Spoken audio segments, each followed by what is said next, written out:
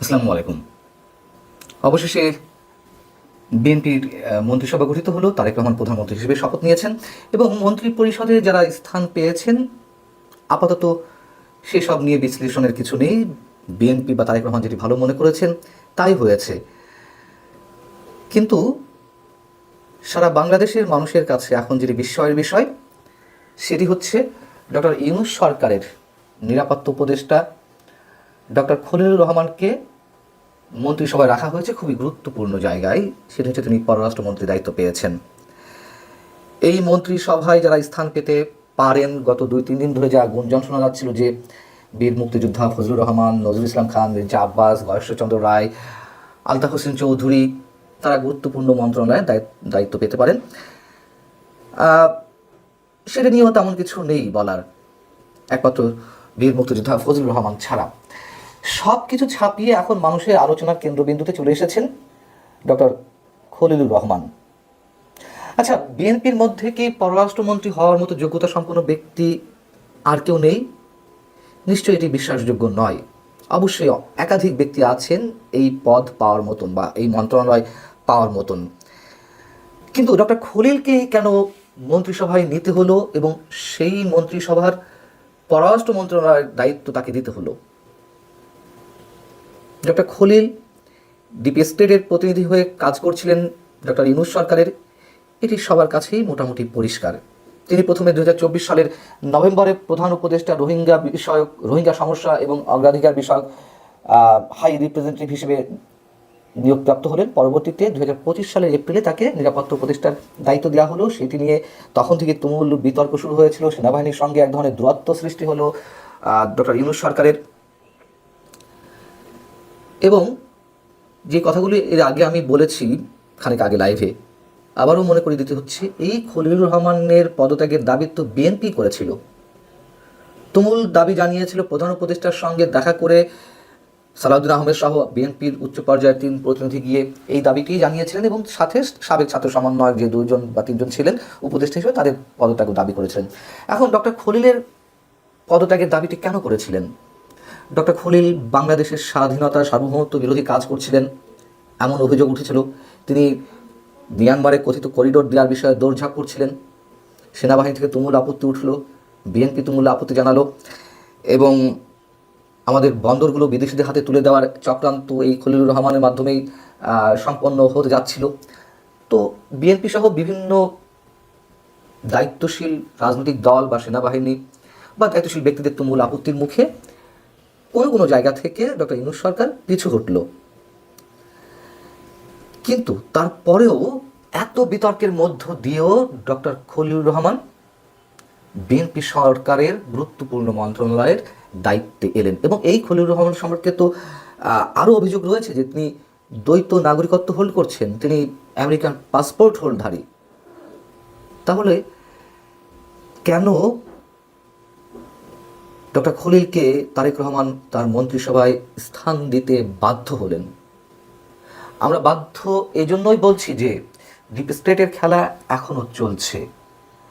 কার প্রেসারে বা কার প্রেসক্রিপশনে তারেক রহমান এই কাজটি করতে বাধ্য হলেন? এবং ইউনূস সরকারের সময় শেষ হওয়ার সাথে সাথে বা আগে থেকেই যেই দাবিগুলো মানুষের পক্ষ থেকে, গণমানুষের পক্ষ থেকে উঠছিল, সেটি হচ্ছে ডক্টর ইউনূস সরকারের উপদেষ্টা পরিষদে যারা ছিলেন বা তার বিশেষ সহকারী হিসেবে যারা কাজ করছিলেন তাদের অনেকের বিরুদ্ধেই হাজার হাজার কোটি টাকা লুটপাটের অভিযোগ উঠেছে। এর মধ্যে খোদ ডক্টর ইউনূসের বিরুদ্ধেও এ ধরনের অভিযোগ উঠেছে। তিনি যেসব সুযোগ সুবিধা নিয়েছেন, তার গ্রামীণ ব্যাংকের 666 কোটি টাকা কর মওকুফ করা থেকে শুরু করে তিনি বিভিন্ন ধরনের লাইসেন্স তার যেই প্রতিষ্ঠানগুলো রয়েছে সেইগুলোকে দিয়েছেন, আদম ব্যবসা থেকে শুরু করে হসপিটাল ইত্যাদি ইত্যাদি আরও অনেক কিছু।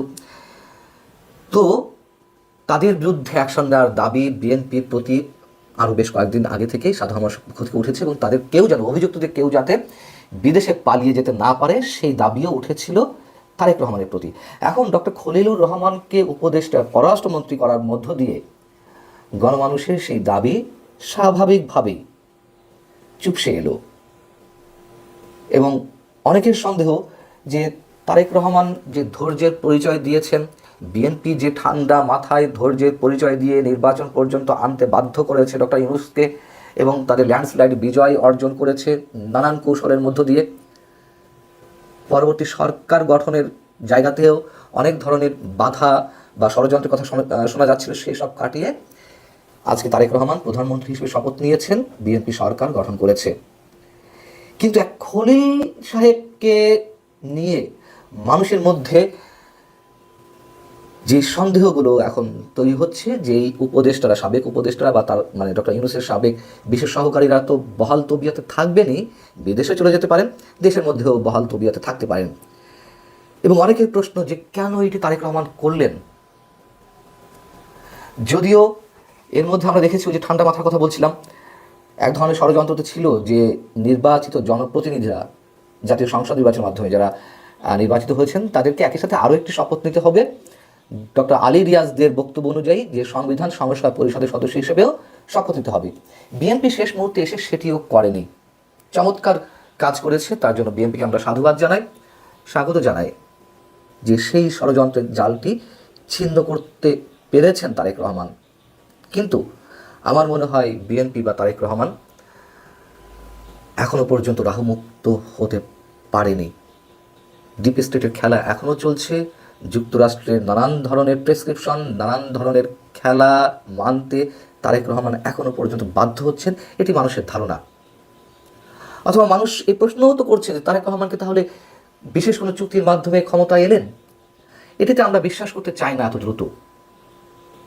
কিন্তু ডক্টর খলিলুর রহমান যে পরিমাণ বিতর্ক সৃষ্টি করেছেন, তাকে নিয়ে মানুষের মধ্যে এ ধরনের সন্দেহ, সংশয়, রহস্য সৃষ্টি হওয়া খুবই স্বাভাবিক। এবং অ্যাডভোকেট ফজলুর রহমান সম্পর্কে আবারও বলতে হয়, মানুষ ধরে নিয়েছিল যে মুক্তিযুদ্ধ বিষয়ক মন্ত্রণালয়ের দায়িত্ব তিনি পেতে যাচ্ছেন। তিনি যখন পেলেন না, মানুষের মধ্যে এই ধারণাও সৃষ্টি হয়েছে এর মধ্যে যে এই যে সত্তরোর্ধ্ব সাহসী মানুষটি অ্যাডভোকেট ফজলুর রহমান, আরও কিছু কিছু মানুষ ডক্টর ইউনূস সরকারের সমালোচনা করে আসছিলেন, আমাদের মতন কিছু বোকা মানুষ শুরু থেকেই, কিন্তু অ্যাডভোকেট ফজলুর রহমান ছিলেন সবচেয়ে উচ্চকিত, তার জীবন নাশের হুমকি দেওয়া হচ্ছিল। ডক্টর খলিলুর রহমানের হিসেব থেকেই কি এই প্রশ্ন মানুষ যদি তোলে যে সেখান থেকেই কি ডক্টর অ্যাডভোকেট ফজলুর রহমানও মন্ত্রিত্বের জায়গা থেকে বাদ পড়লেন, এমন হিসাবও মানুষ মেলাতে শুরু করেছে। যাও, ডিপ স্টেটের খেলায় বিএনপি জড়িত ছিল, বিএনপি জড়িত আছে নিশ্চয়ই, আমরা এ ধরনের মন্তব্য এখনই করতে চাই না। এবং সেই জায়গা থেকে আরও একটি প্রশ্ন মানুষ স্বাভাবিকভাবে তুলছে, ডক্টর খলিলের মতন বিতর্কিত ব্যক্তি যদি বিএনপি সরকারের গুরুত্বপূর্ণ জায়গায় আসতে পারেন, সেক্ষেত্রে ডক্টর ইউনূসও কি রাষ্ট্রপতি হতে যাচ্ছেন? এটি মানুষের পারসেপশন, মানুষের মনের প্রশ্ন। যদি সেটি হয়ে থাকে দৈবক্রমে অথবা কোনো হিসেবের জায়গা থেকে, আমার মনে হয় বিএনপি ভয়াবহ বিপদের মুখে পড়বে, নিঃসন্দেহে, নিশ্চিতভাবে। ভালো। আজকে যখন ভিডিওটি করছি ঠিক সেই সময়টাতে বাংলাদেশের একটি খবর রীতিমতো অনেক অবাক করেছে। আপনারা সবাই জানেন যে ত্রয়োদশ জাতীয় সংসদ নির্বাচনে বাংলাদেশ জাতীয়তাবাদী দল বিএনপি ভূমিধস বিজয় লাভ করেছে। আর সঙ্গত কারণেই বিএনপির চেয়ারম্যান জনাব তারেক রহমান সাহেব প্রধানমন্ত্রী হচ্ছেন। আমাদের দেশের অতীতের যে স্মৃতি, সেখানে যিনি প্রধানমন্ত্রী পদে বসেন তার একটা ভাবসাব থাকে, এবং যেই মুহূর্তে একজন লোক প্রধানমন্ত্রী হন, সঙ্গে সঙ্গে তিনি তার অতীত ভুলে যান, তার বর্তমানও ভুলে যান, তার নিজের অস্তিত্ব ভুলে যান। তিনি কে, কোত্থেকে এলেন, কিভাবে এলেন, এ সকল প্রশ্ন কেউ করতে পারে না।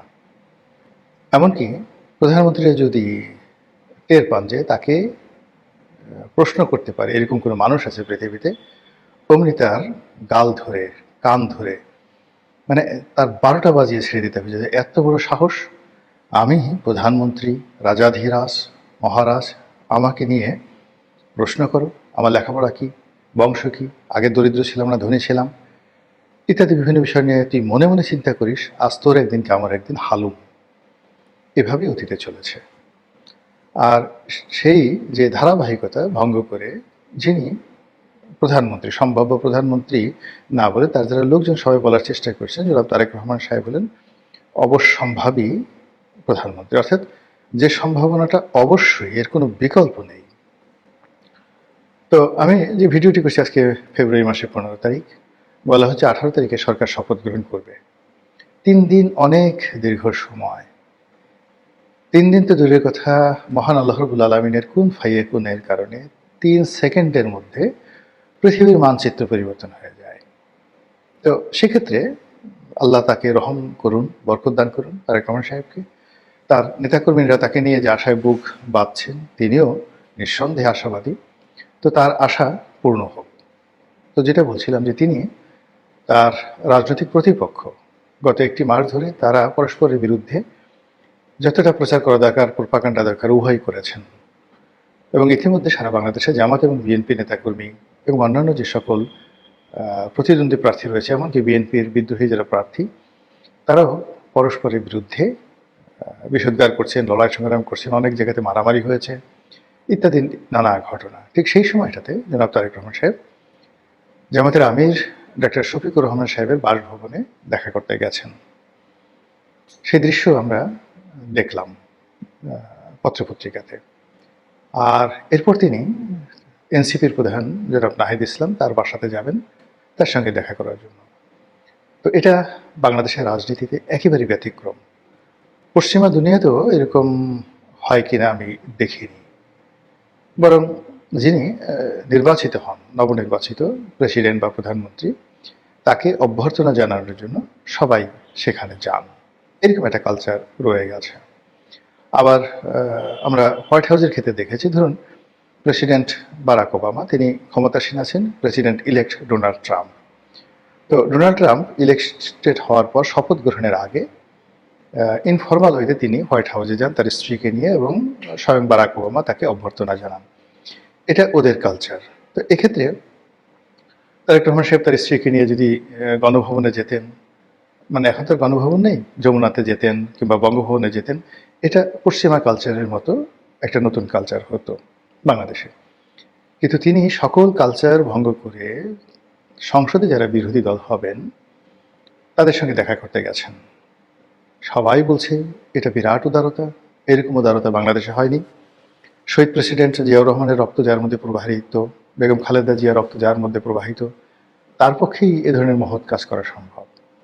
তিনি শান্তির কবুতর, শ্বেত শুভ্র কবুতর, তার মাধ্যমেই শান্তি প্রতিষ্ঠিত হতে পারে আগামীতে এই বাংলায়। এরকম ইতিবাচক কথাবার্তা বলা হচ্ছে। তো এই পর্যন্ত যদি ঠিক থাকতো, সবকিছু স্বাভাবিক থাকতো, তাহলে আর কোনো বক্তব্য ছিল না। কিন্তু আমি এই ভিডিওটি করছি রোববার দিন রাত্রি 8:30টার সময়। তারপরের দিন অর্থাৎ সোমবার 11 দলীয় জোট বায়তুল মোকাররমের সামনে একটি প্রতিবাদ সভা ডেকেছেন। হঠাৎ করে এই প্রতিবাদ সভা কেন, কি উদ্দেশ্যে, কি কথা তারা বলবেন, ওটি অপ্রকাশিত থেকে যাবে। এই গেল এক।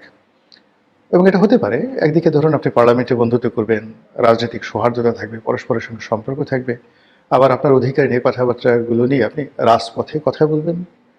এটা আমাদের বাংলাদেশে অনেকবার ঘটেছে, বহুবার ঘটেছে। তো সেটা সমস্যা ছিল না।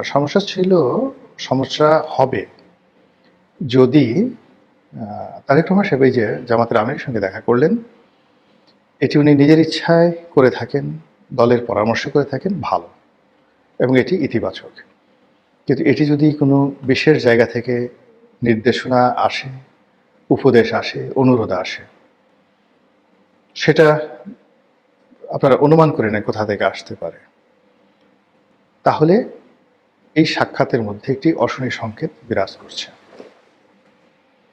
যদি এ ধরনের একটি ভয় তারেক রহমান সাহেবকে কেউ দেখিয়ে থাকে যে জামাত যদি ঠিক না থাকে তারা যে কোনো সময় সংসদ থেকে বেরিয়ে যেতে পারে, তাহলে সরকারের পতন অনিবার্য, তারা শপথ গ্রহণ নাও করতে পারে, তারা শপথ গ্রহণের আগে ঝামেলা তৈরি করতে পারে, ইত্যাদি ইত্যাদি নানা বিষয়। আর সেই ভয়ের কারণে হোক, এই পরিস্থিতি উত্তরণের জন্য সেই একটা নেগোসিয়েশন বা একটি বন্ধুত্বের পরিবেশ তৈরির জন্য তার যে অগ্রগামী ভূমিকা, এটা যদি হয়ে থাকে, তাহলে এই ফলাফলটা ভালো হবে না, কোনো অবস্থাতে ভালো হবে না। আর আমাদের দেশে যারা ওভার অ্যাক্টিং করার চেষ্টা করেন বা অতিরিক্ত ভালো করার চেষ্টা করেন, তারা সবাই বিপদে পড়েন। আমাদের দেশটাই হলো শক্তের ভক্ত নরমের জন্য। এখানে আপনি রাজা হবেন তো রাজার মতো থাকবেন, প্রজা হবেন প্রজার মতো থাকবেন। প্রজা যদি রাজার মতো ভাব দেখায় ভীষণ রকম সমস্যার সৃষ্টি করে। আর রাজা যদি সাধারণ আলখেল্লা পরে, লুঙ্গি পরে, পাজামা পরে, পাঞ্জাবি পরে রাস্তাঘাটে ঘোরাফেরা করেন, তাহলে একটা ভিক্ষুক এসেও তাকে একটা খোঁচা দিয়ে যাবে। এগুলো আমাদের দেশের চরিত্র। তো সেক্ষেত্রে জনাব তারেক রহমান সাহেব যদি পশ্চিমা ধাঁচের উদারতা দেখাতে চান, আন্তরিকতা দেখাতে চান, সেটাও যেমন সমস্যা আমাদের দেশের কালচার অনুযায়ী। আর যদি তিনি দ্বিধাগ্রস্ত হয়ে, ভীত সন্ত্রস্ত হয়ে, কারো দ্বারা উপদেশপ্রাপ্ত হয়ে, আদিষ্ট হয়ে, অনুরোধপ্রাপ্ত হয়ে মানে বিরোধী দলীয় নেতাদের সঙ্গে দেখা করতে যান, তাহলে আপনি ধরে নিতে পারেন যে তিনি একটি দুর্বল সরকারের প্রতিনিধিত্ব করতে যাচ্ছেন, যে সরকারের হাত পা বাঁধা থাকবে এবং তাকে অনেক বিষয়বস্তুর সঙ্গে নেগোসিয়েশন করতে হবে, সমঝোতা করে তাকে চলতে হবে। এটি তার জন্য একটি করুণ পরিণতি বয়ে নিয়ে আসবে এবং তিনি সাস্টেন করতে পারবেন না, নিশ্চিতভাবে লিখে রাখতে পারেন। থার্ডলি হলো যে সামনে যে রাজনীতির সমীকরণ আসছে, সেই সমীকরণে একটা স্পেস আছে, বিশাল একটা স্পেস খালি আছে। আপাত দৃষ্টিতে সুন্দর একটি নির্বাচন হয়েছে, শান্তিপূর্ণ, এতে কোনো সন্দেহ নেই। এমনকি এই নির্বাচনে যারা অংশগ্রহণ করেছেন ভোট দেওয়ার জন্য, তাদের যে সংখ্যাধিক্য, এটাও আমরা যারা রাজনীতির বিশ্লেষণ করি আমাদের চিন্তার বাইরে। এটা প্রকৃতি প্রদত্ত একটি আশীর্বাদ। আমি বেশ কয়েকবার বলেছি এর আগে যে ম্যাজিক্যাল কিছু ঘটে যেতে পারে নির্বাচনে, এবং ম্যাজিক্যাল সেই ঘটনা যদি ঘটে তাহলে ভোটাররা ভোট কেন্দ্রে আসবে, ভোট কেন্দ্রেও ভোট কেন্দ্রে শান্তিপূর্ণ পরিবেশ বজায় থাকবে, ইত্যাদি আরও অনেক কিছু। কিন্তু আমাদের যে স্বাভাবিক অবস্থা, আইন শৃঙ্খলার যে অবস্থা, মানুষের মন মানসিকতা, তো সেক্ষেত্রে আসলে দ্বন্দ্ব সংঘাত হলে সেটা সামাল দেওয়া যেত না। কিন্তু বাস্তবে ম্যাজিক্যাল ঘটনা ঘটেছে, অলৌকিক ঘটনা ঘটেছে। অনেকে ফলাফল নিয়ে, ফলাফলের ইঞ্জিনিয়ারিং নিয়ে বিভিন্ন রকম কথাবার্তা বলছেন, এবং স্পর্শকাতর অনেকগুলো যে সিট রয়েছে, সংসদীয় আসন রয়েছে, সেখানে ফলাফলের যে যাকে বলা হয় পরিবর্তন আমরা দেখেছি, এবং সেখানে যেভাবে ফলাফল হয়েছে এটা আমাদের হিসাবের সঙ্গে মিলছে না। আবার এখন জনাব তারেক রহমান সাহেব যেভাবে ভারতকে তিনি প্রিভিলেজ দিতে চাচ্ছেন, আবার ভারত যেভাবে রেসপন্ড করছে তারেক রহমান সাহেবের পক্ষে, আবার ভারতকে ঠেকিয়ে দেওয়ার জন্য এনসিপি, ডাকসু, জামায়াত ইসলামী, তাদের অন্যান্য যে সকল প্রক্সি গ্রুপগুলো রয়েছে, তারা যেভাবে রাস্তায় মিছিল বের করতে যাচ্ছে নরেন্দ্র মোদীর বিরুদ্ধে, ভারতীয় কর্তৃপক্ষের বিরুদ্ধে, এটি জনাব তারেক রহমান সাহেবের জন্য নানা রকম সমস্যা এবং জটিলতা তৈরি করবে। তো সেদিক থেকে আগামী যে 6টি মাস সরকারের জন্য, এই 6টি মাস প্রায় প্রতিদিন একটার পর একটা ম্যাজিক্যাল ঘটনা ঘটতে থাকবে।